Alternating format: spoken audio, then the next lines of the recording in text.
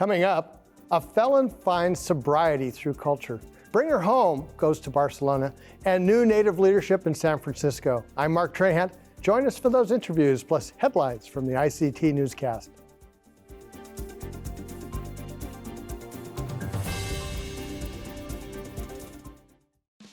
Arizona PBS is proud to support Indian Country Today. For 6 decades, we've provided television programs and now digital content. But we go beyond that, sending outreach teams across Arizona, offering workshops in language and literacy, family engagement and community outreach, and supporting tribal communities with early learning and school readiness resources. Join us at azpbs.org.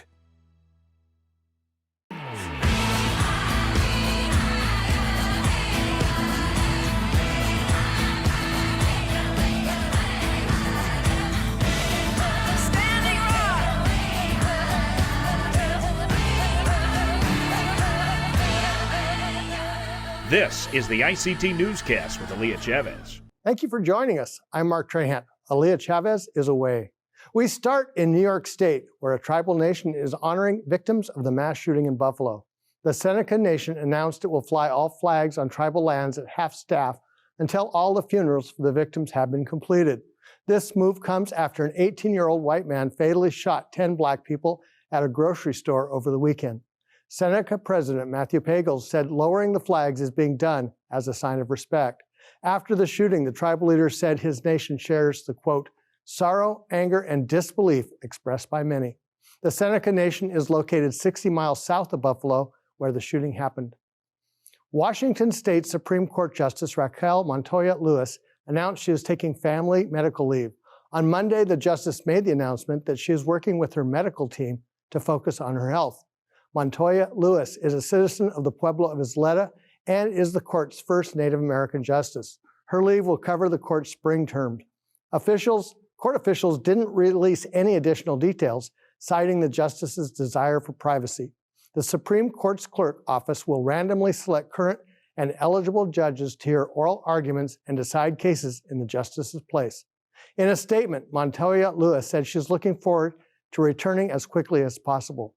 The High Court's spring oral arguments began this week and end on June 28th. July 24th, that's the day Pope Francis is expected to travel to Canada to meet with Indigenous residential school survivors. The Vatican announced last week that the leader of the Catholic Church will visit Edmonton, Quebec, and Iqaluit. His visit to Canada follows a historic Indigenous delegation traveling to Italy earlier this year. At that meeting, the Pope formally apologized for the Catholic Church's role in operating residential schools. His trip in Canada in July is largely expected to be limited because of the Pope's health problems.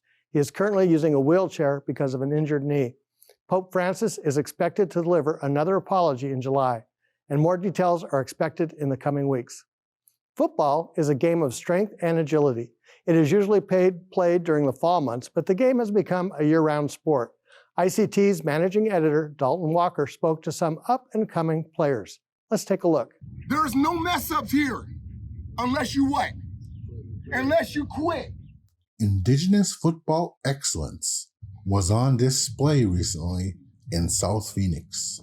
The Phoenix Indian Center and its partners hosted an Indigenous football combine dedicated to spotlighting American Indian, Alaskan Native, and Native Hawaiian high school football athletes. It's really popular. There's lots of annual events that support basketball and running. Not so much in the area of football, but yet we have, some really dedicated, skilled players. So today is about supporting them. It's one of those multiple avenues that we are trying to do at the Phoenix Indian Center to support our families and our youth. A priority for the Combine was for it to be accessible and at no cost to participants. Many times there are camps scheduled throughout. There are plenty. However, there's always a cost tied to them. And in many instances, our target community, it's not doable for them. And so to provide a first ever free Indigenous Combine, why not? Priscilla Nota was excited to show off her speed at the Combine. She also wanted to represent other girls not in attendance. It's cool that everyone showed up today and we all showed out. In Phoenix, Arizona, Dalton Walker, ICT News. There are around 50 Indigenous athletes at this year's events. Ashley Collingbull is making history with her Sports Illustrated swimsuit debut. The 2022 edition of Sports Illustrated swimsuit issue will feature some pretty big names. Among the new models this year is Cree citizen Ashley Collingbull. The model, actress, and motivational speaker is one of several notable finalists. Collingbull is believed to be the first Indigenous woman to grace the issue's pages. She took to social media to celebrate, saying in part, "This is a huge moment for Indigenous women because now the door is open for others to walk through and own this space." The 2022 issue of Sports Illustrated swimsuit is available on newsstands everywhere. And those are the headlines for the IC2 newscast. Coming up, the Friendship House has new leadership in San Francisco, and international audiences welcome a film about murdered and missing Indigenous relatives. But first, the Bush Foundation honors a Mille Lacs man.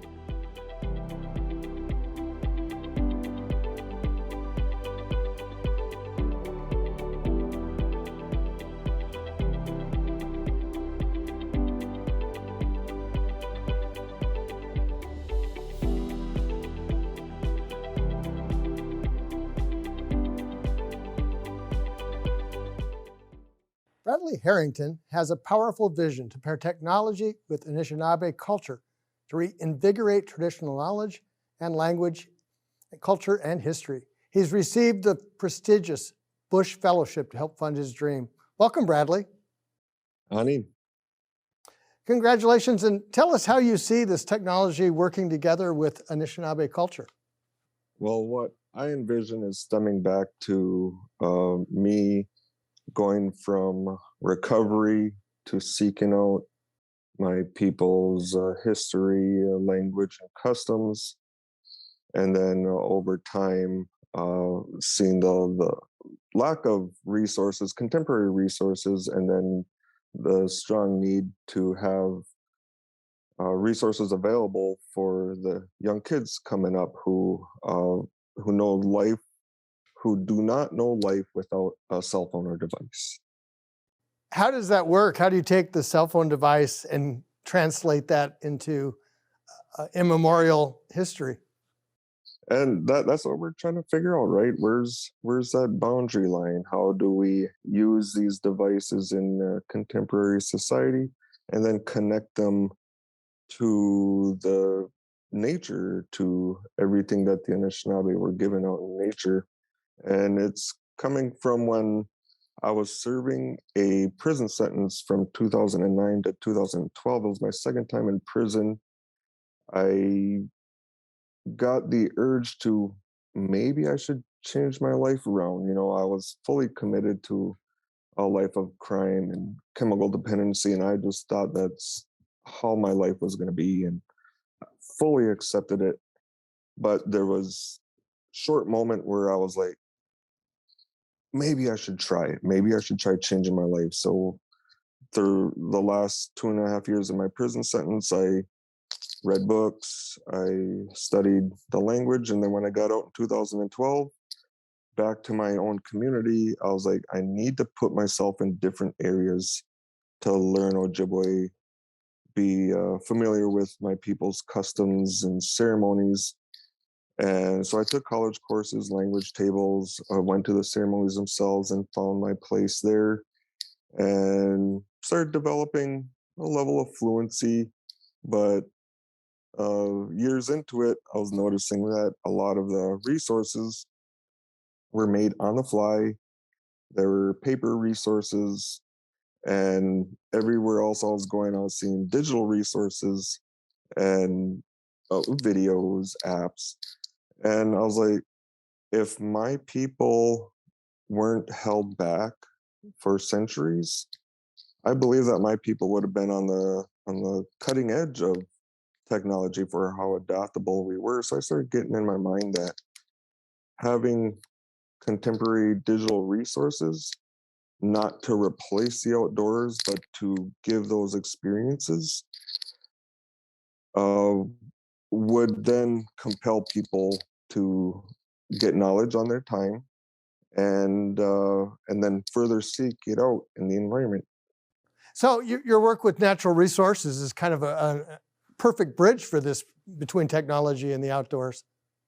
Yeah, I grew up in the woods on the Mille Lacs Indian Reservation. Grew up in the woods, and then seen the big shift in the '90s, treaty rights, gaming, and it changed. We got pavement. I grew up with dirt roads, and we got pavement now, and sidewalks. And when I was changing my life around in the 2012, 2013, and 14, I knew that was important. So spent a lot of time in the woods. Actually, a lot of the Anishinabe's gifts are represented in nature, and we don't believe that we are separate from it, but we are a part of nature. We are a contributor to nature, and we're also a user of nature, and vice versa. What are some ideas you have to test technology for young people to help them see this path? Some of the ideas that I have are language apps that are interactive.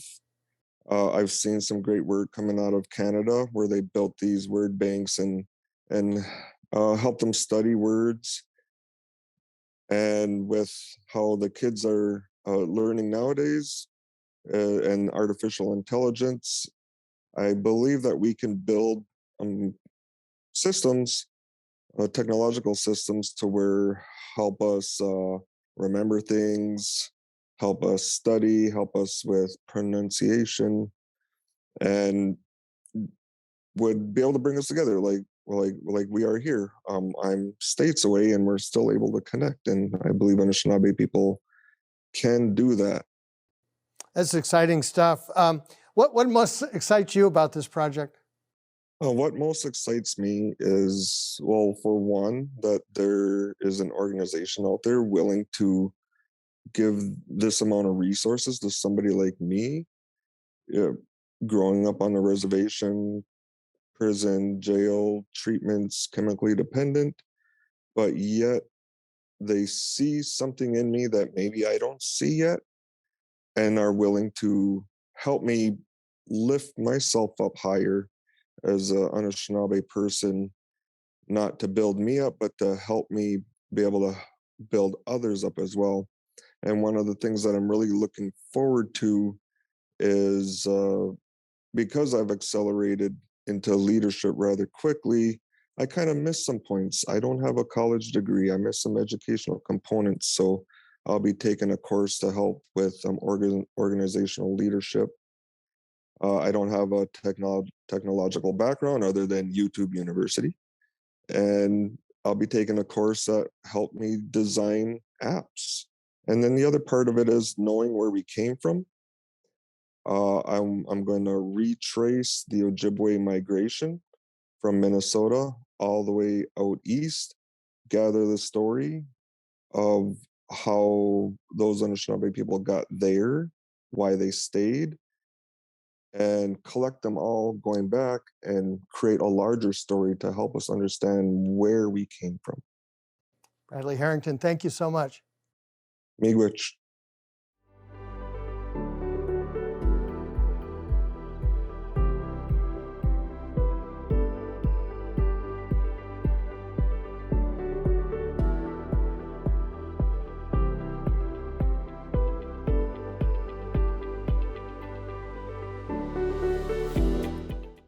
Bring Her Home was screened at the prestigious Input Conference in Barcelona, Spain.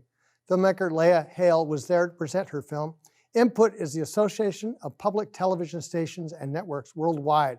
This film tells the story of 3 Indigenous women fighting to vindicate their honor and their murdered and missing relatives. Congratulations, Leia.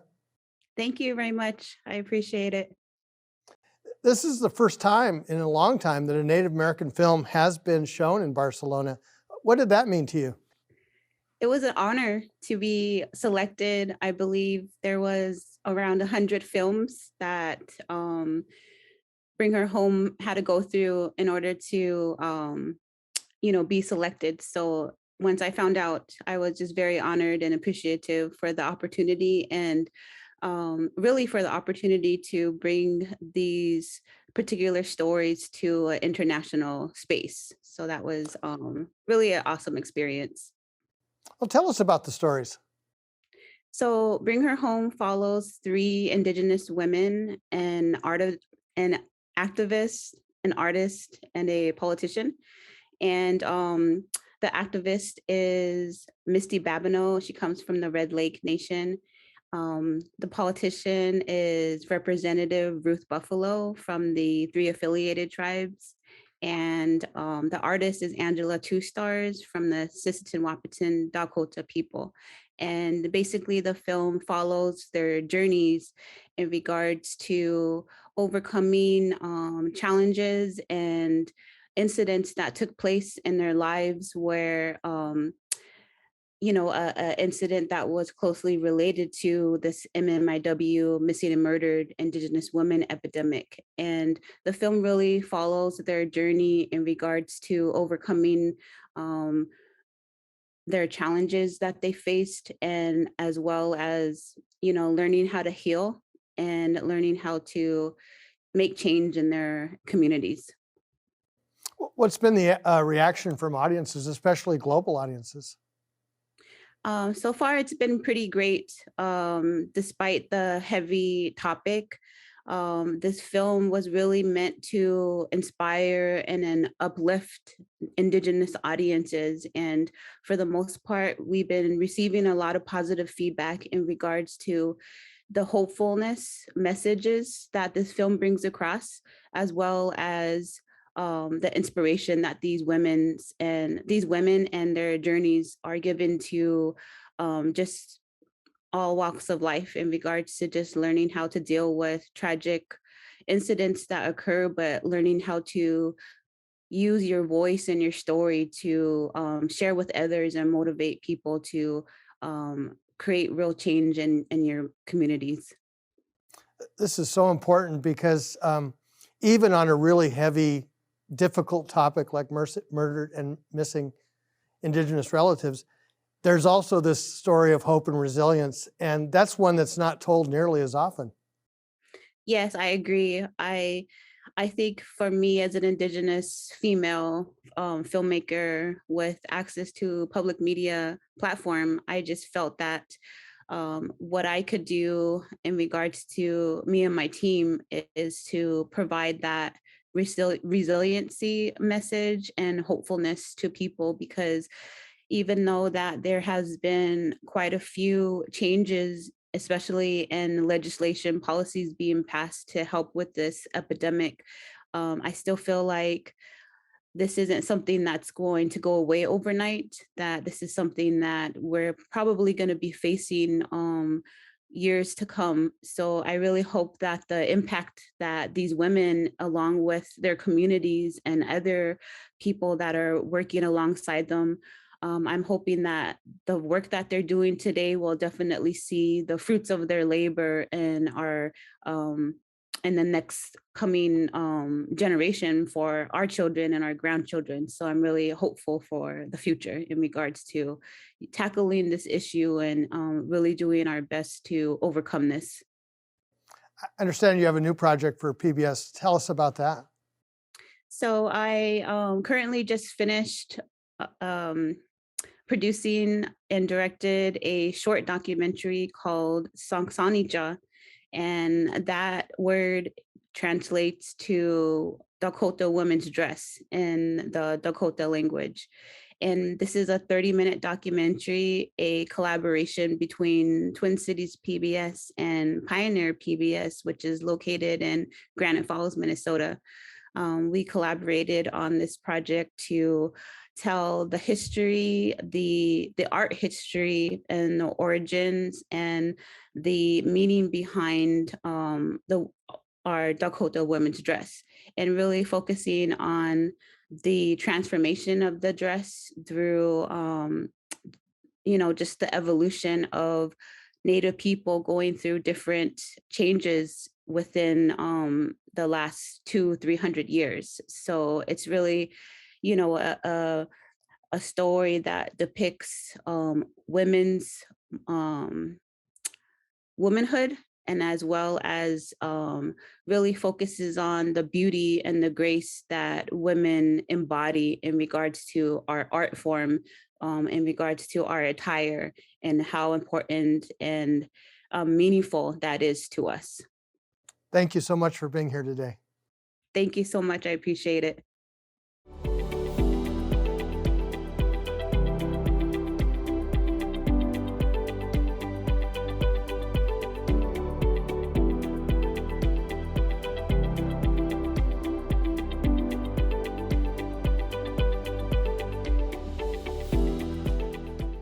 San Francisco's Friendship House has new leadership.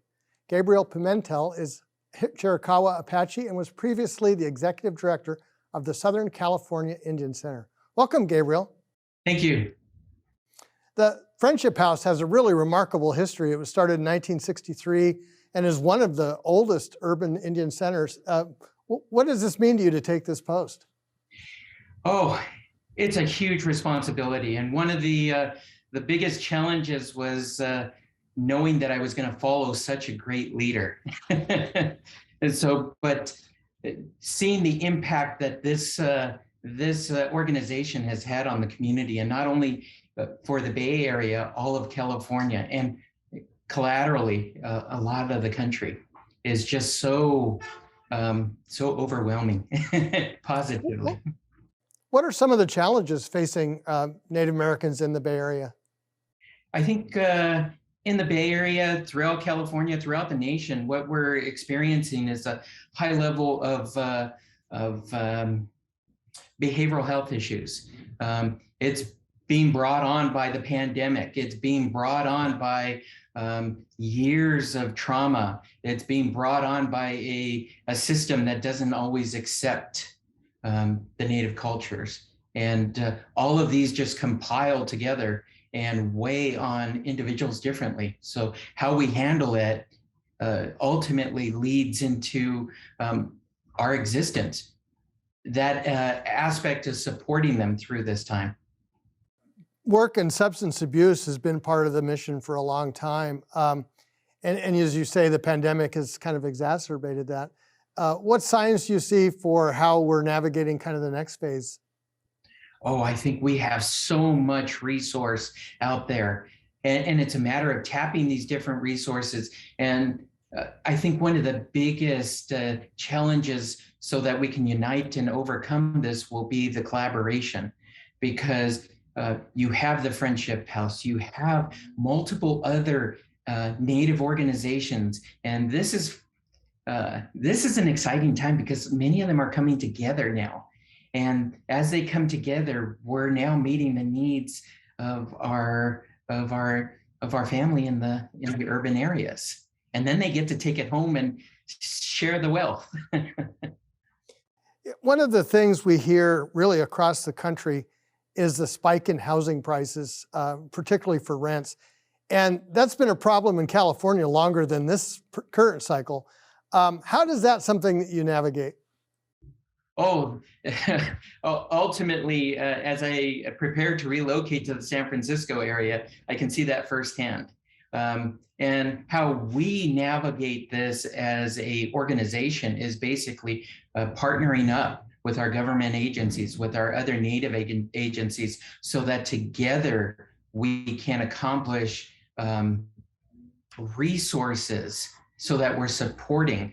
And a lot of it is also using our political connections to develop new policies that are going to actually meet it down to the family level. One of those programs is the Village San Francisco, and it's set to open in 2025. Maybe tell us about that.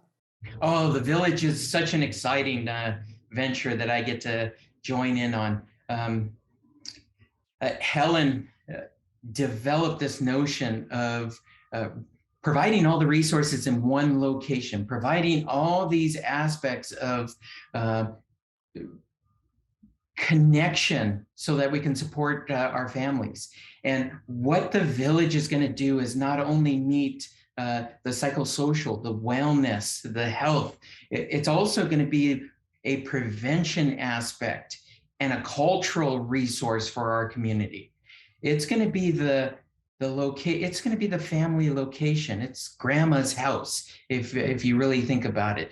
A place where you can come, feel comfortable, meet up with family, and then just not bring the burdens of the day. And if you do have those burdens, it's going to be a location where you can find the resources to overcome them. I always think of San Francisco as a intellectual center for Indian country, especially in the 1970s when Wasaha was published there and a lot of conferences and things. How is that spirit? Oh, that spirit lives on. The board members that individuals that took over Alcatraz to make that point during that time period, they're alive and thriving within our community. They're alive and thriving within our organization, and it is so beneficial. Gabriel, thank you so much for joining us today. Oh, thank you for having me. And that's a slice of our Indigenous world. For more news, visit IndianCountryToday.com. From all of us in the newsroom, stay safe, my relatives. I'm Mark Trahant. Sometimes you got to take a stand just because you know you can. Oh, you got to run, you got to run.